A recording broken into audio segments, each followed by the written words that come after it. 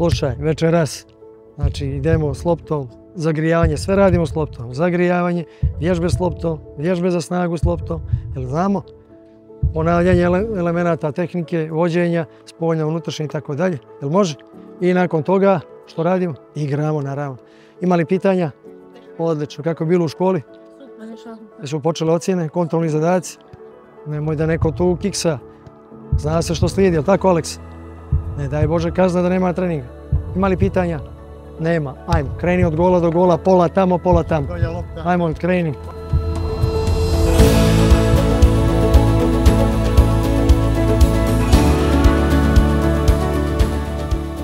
Već od starta su djeca počela da dolaze, da se upisuju po jednom programu koje smo mi osmislili, odnosno nešto što smo vidjeli kako se radi u najuspješnijim državama Evrope, poput Portugala, Holandije, Njemačke, Engleske, što je jako bitno da djeca od 6, 7, 8 godina najprije zavole, da vole da se druže, da dolaze, da se bave sportom, zbog njihovog prije svega zdravlja, a onda i uče te osnovne vještine.